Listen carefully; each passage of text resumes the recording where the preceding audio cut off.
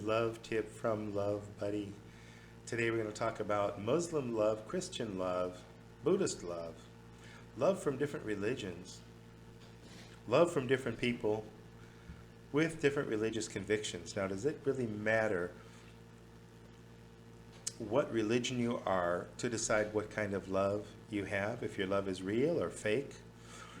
It's interesting because when we look at the different religions, what they believe, different people believe in different gods. Most of them really believe in different gods. Now, some people that are not very religious, dogmatic, they'll say, well, there is one God that's over all of us, or there's one spirit, or we're all one. And then it becomes a lot less tricky to decide, well, what is love? When we look at what the love qualities are, compassion and kindness and respect and nurturing, these kind of qualities, it becomes much easier to recognize these things if we take the idea of religion and we just ignore it. It doesn't matter. And in reality, this is really the case because I've met people of all different faiths in different places I've been, different places I've lived, in different religions that I've joined. Compassion is not specific to any God that people decide to worship, and it's not specific to any religion.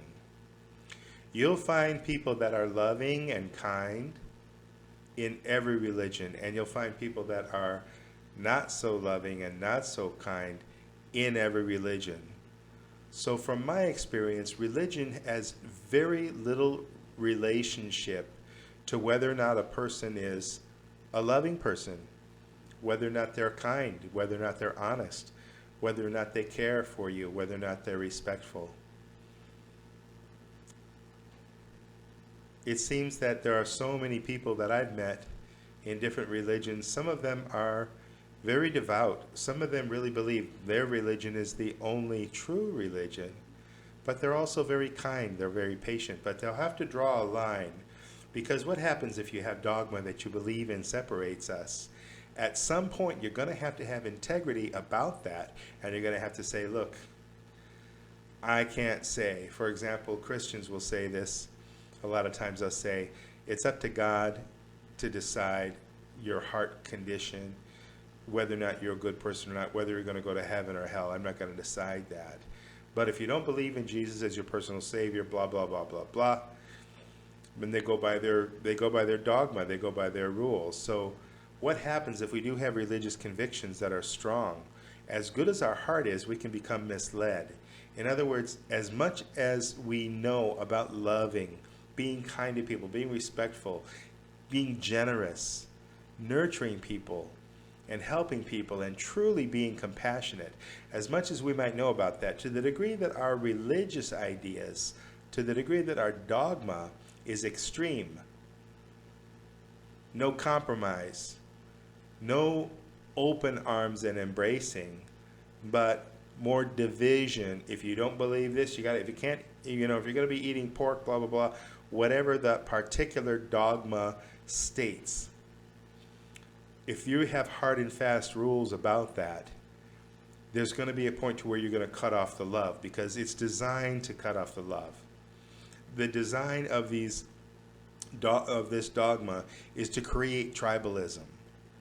Look, if I want to have a group of people that are just like me, middle-aged white males that like to eat hamburgers or smoke cigars or whatever, then I'm going to eliminate everybody else. I'm going to say, no, you're a woman, you're not allowed. You don't like cigars? No, you're not allowed.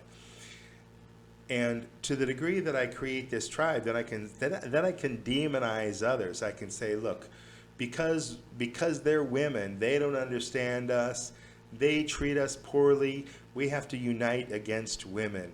This kind of tribalism starts to come out of the dogma of you got to be a man, you got to smoke cigars, you got to like bowling, So these things will divide us. So to the degree that you do have any dogma whatsoever, a set of rules that dictate not only who's allowed in your tribe, but what that tribe is, what that tribe believes, and how that tribe behaves, to the degree that you define that clearly, and to the degree that that might have to do with someone going to hell forever, burning, or being killed by God, or being condemned by God, and not being one of God's chosen people, to the degree that you believe this kind of dogma, is to the degree that you're gonna stop the love. And people that don't know much about religion, so many people, almost everyone, if they're in a religion, they're in the religion they were born into. They're in the religion of their culture because it's all they know. It's very, very, excuse me, it's very, very rare that someone will become a religion that is outside of their culture. They do what they know. And that's a very, very limited scope if you don't do much travel, if you don't join different religions, you have no idea to have that perspective. So you get this feeling that, hey, my religion is the one true religion. My tribe is one true tribe. My university is the best. It's the only university you know. You joined it. You've got to be loyal to it. So these kind of problems come up. So are Muslims more loving people? Do they know love more than a Christian does? More than a Buddhist does? Or more than another person of another religious group? Or someone who's even an atheist? Whose love is the best love? Whose love is the most consistent?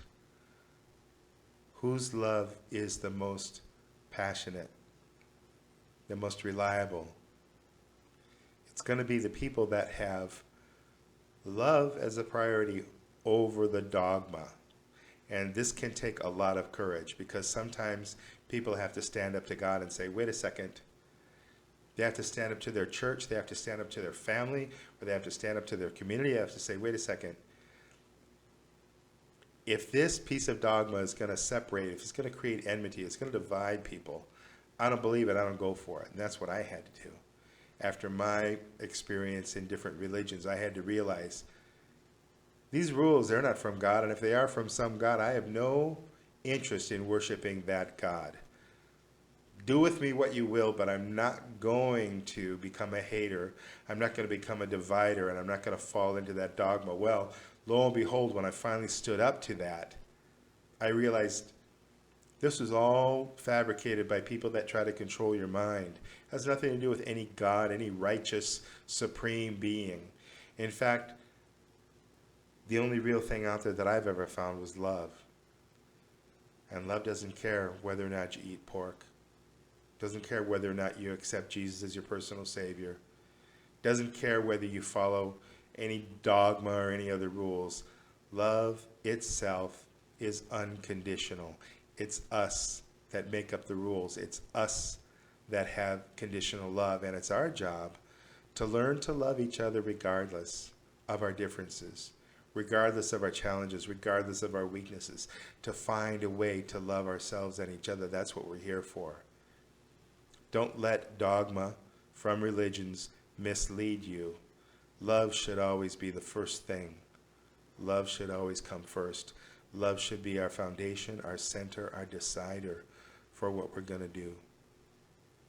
Not some ancient dogma that separates us, that divides us, that makes us cut off the love to each other. That's a big mistake. Don't do it. Thanks so much for listening. This is Matthew from LoveBudi with another love tip for today. Hope you're having a wonderful day. Hope your life is filled with love. I love you. Thank you so much for listening. We'll see you next time. Till then, bye-bye.